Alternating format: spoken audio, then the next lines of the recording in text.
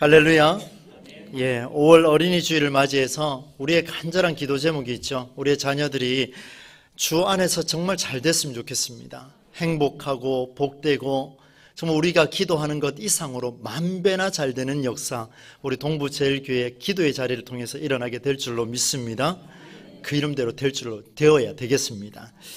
여러분, 오늘 본문 말씀의 배경을 보면은요, 따뜻한 느낌보다는 왠지 좀 차갑다라는 느낌, 또 경직되어 있다라는 느낌, 또 분위기가 심상치 않다라는 그런 느낌을 받게 됩니다.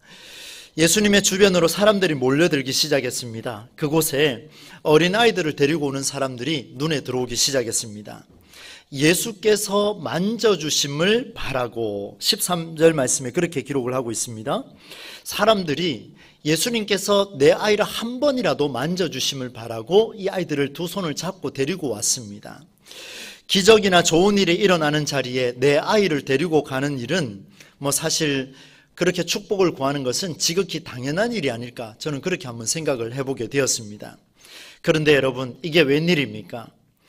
예수님의 제자들이 아이들을 데려온 그들을 향해서 심하게 꾸짖고 있습니다. 13절 마지막 부분에 한번 보시겠습니까? 아이들을 데리고 오매 제자들이 꾸짖건을 이렇게 표현하고 있습니다.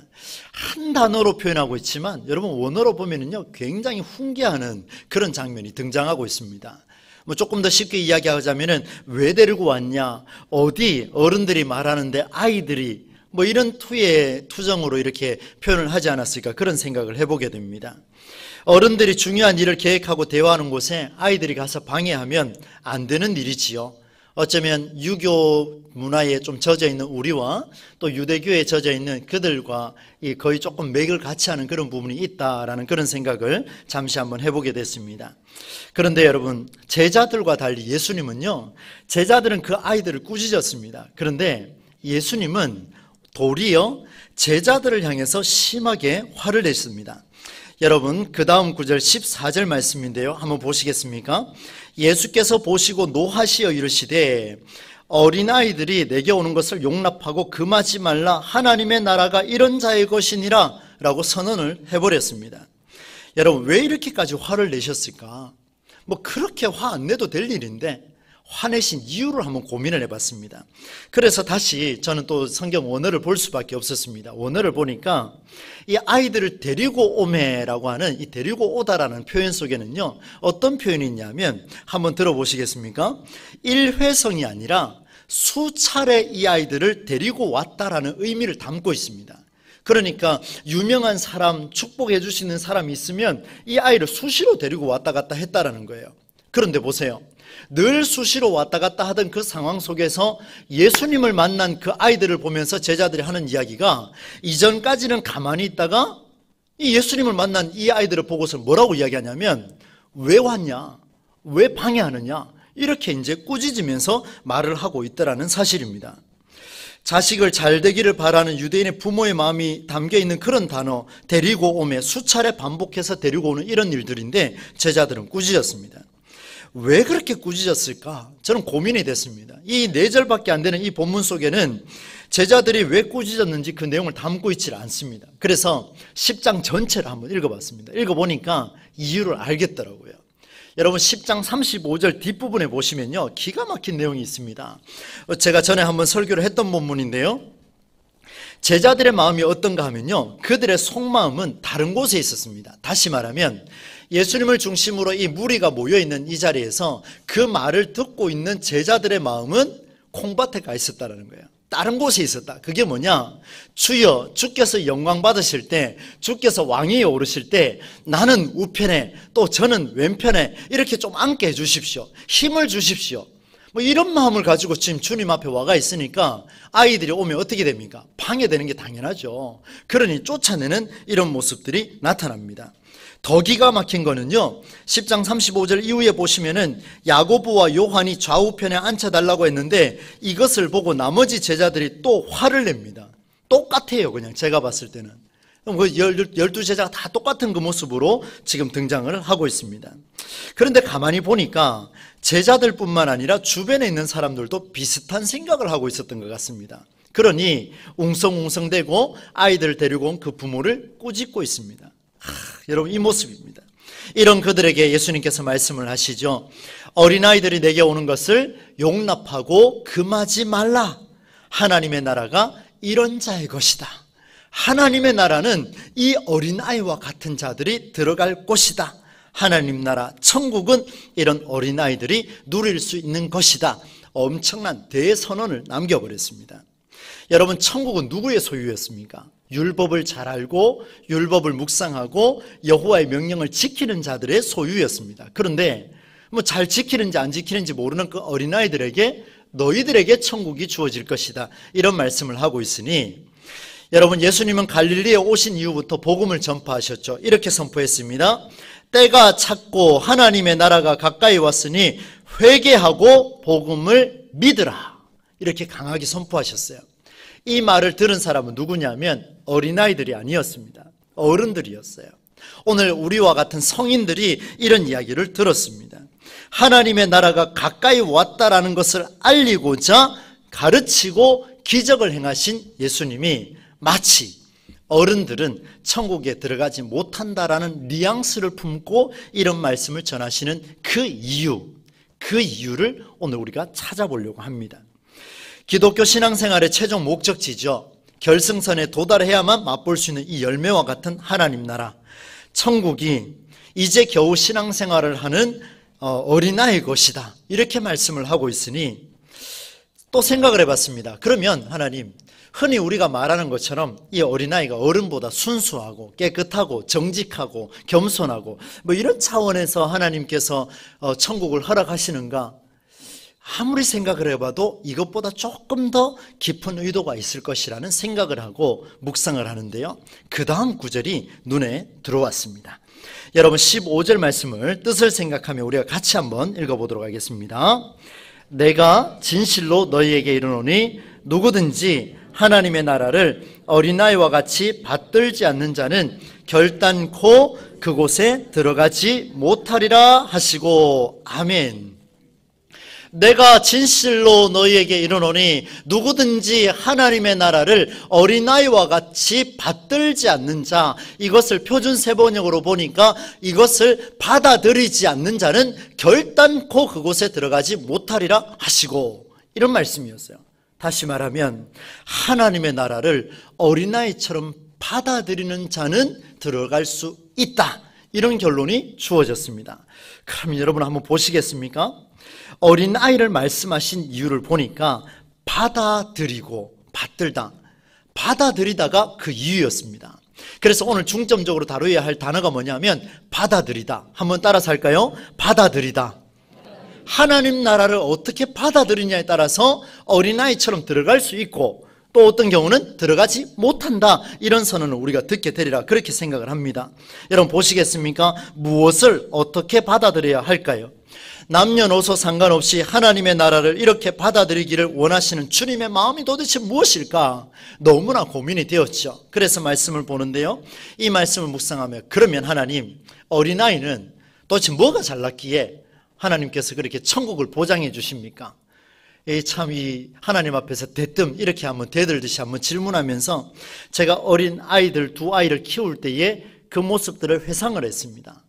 이렇게 회상을 하면서 어린아이 특징들을 살펴봤는데요, 한번 들어보십시오. 아마 공감이 되실 수도 있고 안 되는 부분도 있을 텐데 그래도 공감을 하시기 바랍니다. 한번 들어보시기 바랍니다.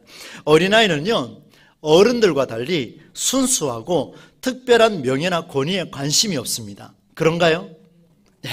겸손하고 있는 그대로 숨김없이 대화합니다. 행동합니다. 아이들은 정말 귀엽고 예쁩니다. 이런 아이들이 우리 교회에 막 차고 넘쳤으면 좋겠습니다. 네. 깨물어지고 싶을 만큼 소중한 생명이죠. 출산율이 저조한 오늘 우리 시대에 이런 아이들의 소리가 이제는 막 장난치고 떠들더라도 말썽꾸러기라도 이런 소리가 계속 퍼져나왔으면 좋겠다는 게 우리 마음 아니겠습니까? 갓 태어난 아기부터 조금씩 성장하는 아이들은요, 어른들에게 미소를 꽃피우게 하는 엄청난 매력을 갖고 있습니다. 대단해요. 걔네들이 뭐 하는 게 없는데요, 어른들은 보면 좋아 죽습니다. 그냥. 그렇죠? 부모가 보면 난리 나죠. 시집 장가 보내놓으면 이제 빨리 애 안 낳아준다고, 자기 애도 아닌데 어서 보고 싶다고 막 이렇게 쪼르는 어른들의 모습.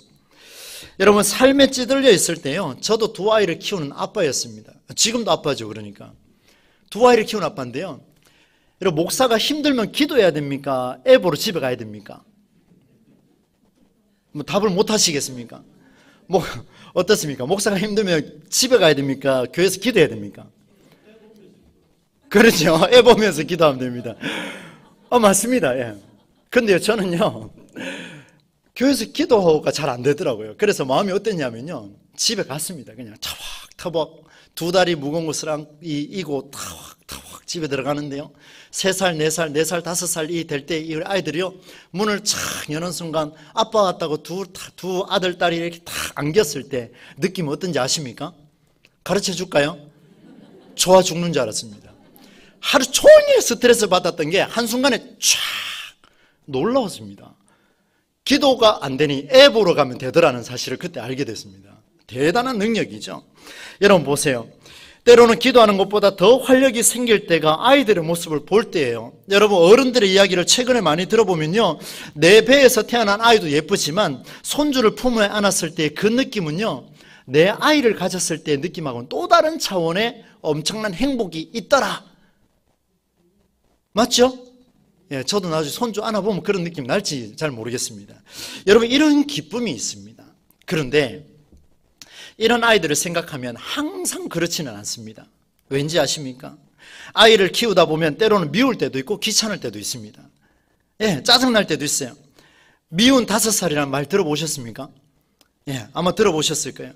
미운 짓을 하는 말썽꾸러기들도 있습니다. 잠을 일찍 자라면 늦게 잡니다. 밥 좀 먹으라 그러면 안 먹습니다.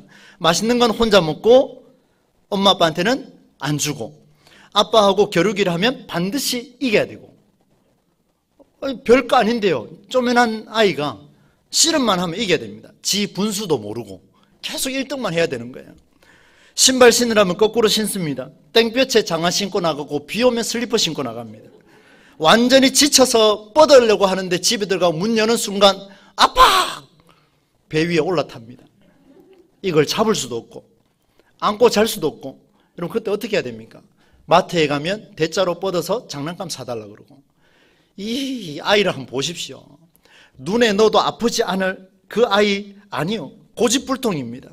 어느덧 성장하여 중학생이 되면요, 북한 군인도 두려워서 내려오지 못한다는 중2병도 있습니다. 저희 집에는 이미 한 사람 거쳐갔고 두 번째가 지금 거치고 있습니다. 그래서 북한군이 안 내려오는구나 이런 생각이 진짜 그런 생각이 들기도 합니다. 자기 마음대로 살아요. 부모 뜻대로 되지 않습니다. 그래서 제가 지난주에 설교할 때 막 얼마나 이 감동이 됐습니까? 하나님의 형상을 내 마음대로 하니까 안 되더라, 뭐 이런 고백을 하게 됐는데, 아이들의 모습은 교만합니다. 이기적입니다. 철저하게 권위적입니다.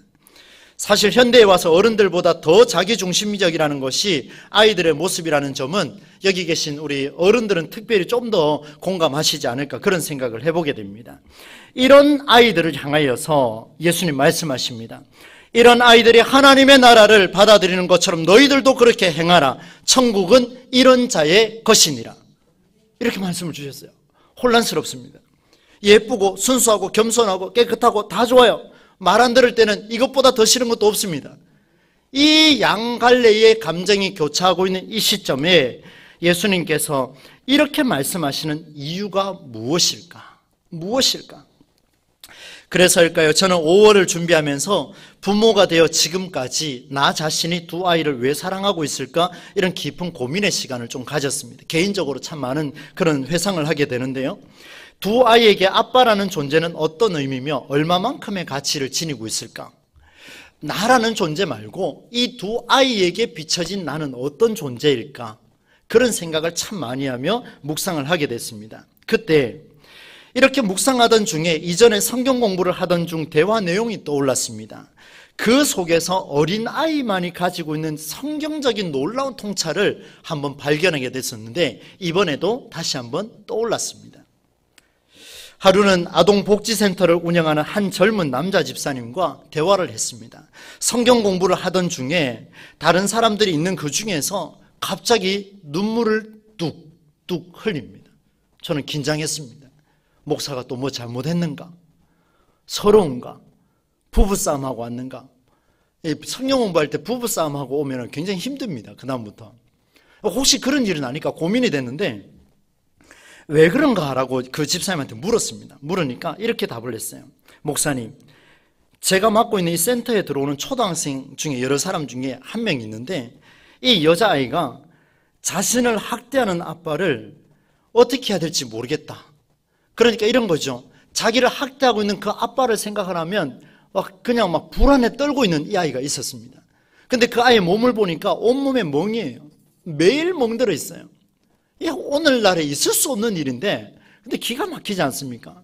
하루 이틀 3일 계속해서 흘러가는데 이 센터장이 보다 못해 이 집사님이 화가 나서 그 집에 쳐들어가지는 못하고 어떻게 했냐면 신고를 해버렸습니다. 아동학대 신고로. 조심하셔야 돼요. 조금만 건너면 신고 들어갈 수 있습니다. 어떻게든 신고를 했어요. 그런데요, 이 신고를 하고 난 뒤에 이제 신고한 사람하고 당사자 아이와 당사자 아빠가 한 자리에 모였습니다.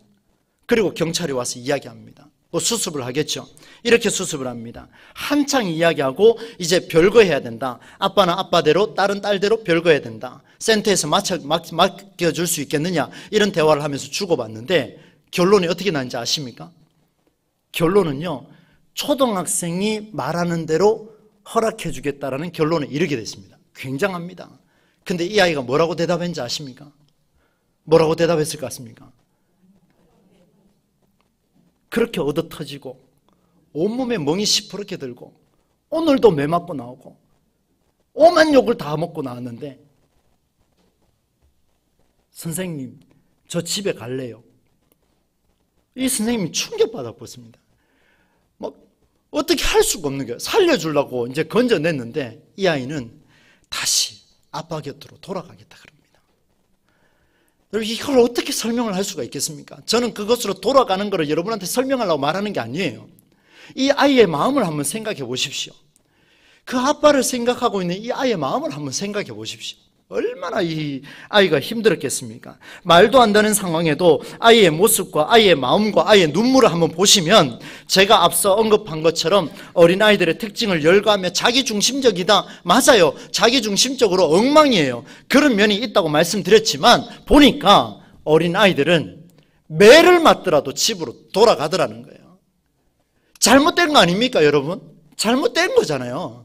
신고하고 별거 시켜야 되는데도 불구하고 이 아이는 그래도 내 아빠입니다. 그래도 내 엄마입니다. 선생님 집에 돌려보내주세요. 선생님 돌려보내주세요. 이 선생님이 기가 막히게 가슴을 치며 그 아이를 돌려보냈습니다. 그 이야기를 그 성경 공부 시간에 하는데요, 듣고 있는 저도 미치는 줄 알았습니다. 이걸 어떻게 설명할 수가 없는 거예요. 그 모습을 보면서 참 많은 생각이 들었습니다. 여러분 한번 들어보십시오. 아이들은 놀랍게도 두려우면요, 피할 바위가 어떤 바깥에 있는 게 아니라 집에 있는 내 부모라고 생각합니다. 힘들면 힘들다고, 즐거우면 기쁘다고. 어린아이는 집을 나가도 다시 집으로 돌아옵니다. 밖에서 뛰어놀다가도 마음이 상해서 뛰쳐나가도 엄마 아빠가 때려서 뛰쳐나간다 할지라도 다시 돌아오는 곳이 집입니다. 아버지의 품으로, 어머니의 품으로 돌아오는 것이 어린아이의 근본적인 특징입니다. 이해관계 필요 없습니다. 어떤 명예, 권위 아무 의미 없습니다. 돈이 많느냐 적으냐 아무 의미 없습니다. 그저 내 아빠, 그저 내 엄마기 때문에 집에 돌아갑니다. 어떤 이유건 간에 부모의 품에 안길 줄 아는 것이 어린아이의 특징입니다. 여러분, 어린아이는 늘 자기중심적으로 살아가지만 떠날 수 없는 것이 부모의 품이라는 것을 알고 있습니다. 여러 가지 사연이 있을 수 있겠죠. 그러나 단적인 예를 하나 들었습니다.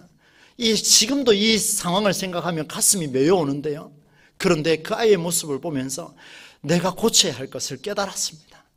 이 목사가 깨달은 것이 무엇이냐? 그렇구나. 나온 것도 집이요. 내가 돌아가야 할 것도 집이요.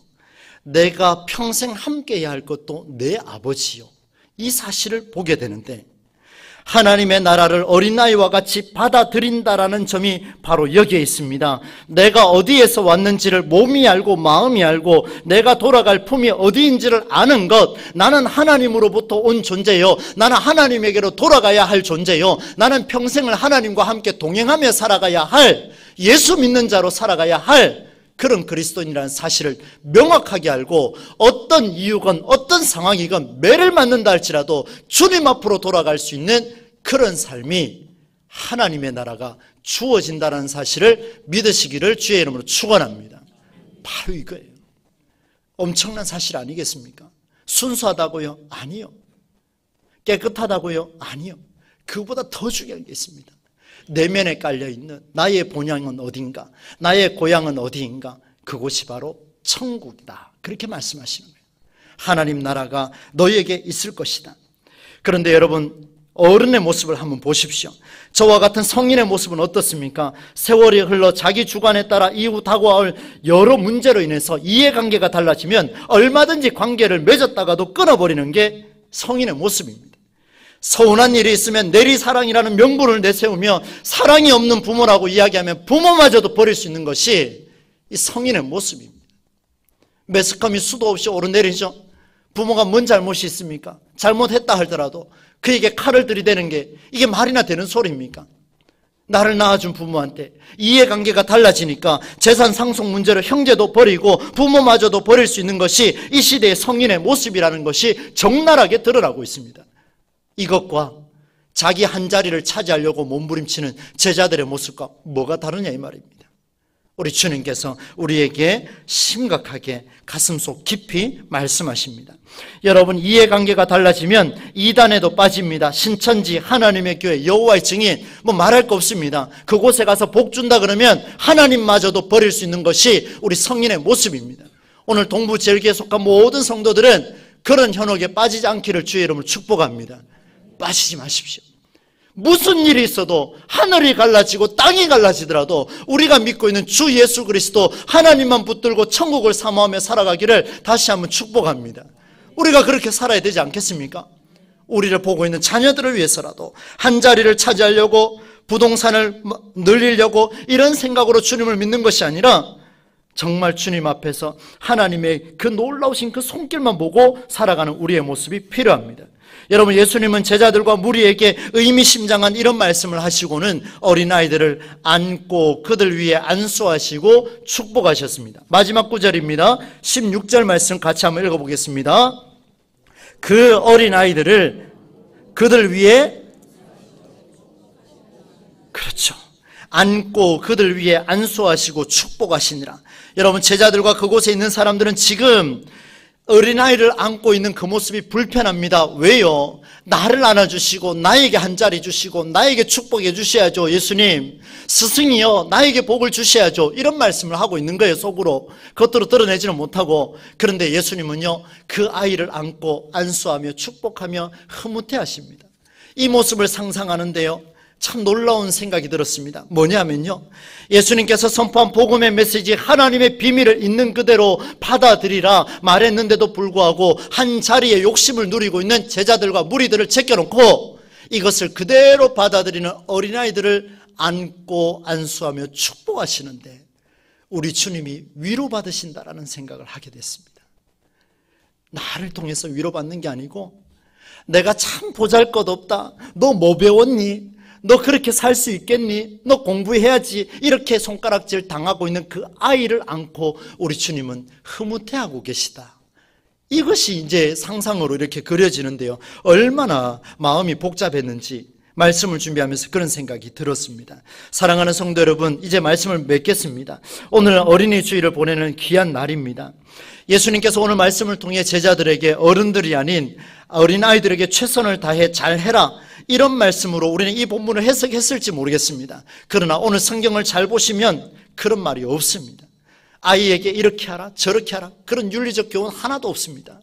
그런 윤리적 교훈은 제가 오늘 오후 예배 때 한번 하려고 합니다. 기대하시고 다 돌아가실 것 같은 분위기가 갑자기, 여러분 기대하시기 바랍니다. 오시기 바랍니다. 여러분, 하나님의 나라를 어떻게 받아들이는 것이 제자된 삶인가, 신앙인의 삶인가를 보여주는 그런 대목입니다. 예수님의 의도는요, 이겁니다. 한번 따라서 할까요? 가장 근본적인 것을 절대로 떠나지 말라. 가장 근본적인 것을 절대로 떠나지 말라.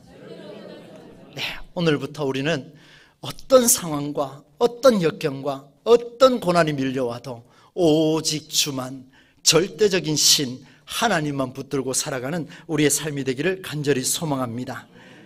주께서 내 하나님이심을, 나는 주님을 잊지 않고 따라가겠습니다. 내가 어디에서 왔는지, 어디로 가야 하는지를 알게, 어떤 조건에도 부모의 품을 떠나지 않던 그 어린아이처럼 평생 주님과 함께 하나님 나라를 소망하며 이 땅에서, 내 가정에서, 내 직장에서 하나님 나라를 이루어가는 그 주인공으로서 주여 나를 사용하여 주옵소서. 이 기도가 우리의 기도가 된다면 우리 밖에 있는 우리 다음 세대, 우리 아이들이 우리의 모습을 보고 하나님 나라를 끝까지 붙들고 살아가게 될 줄로 믿습니다.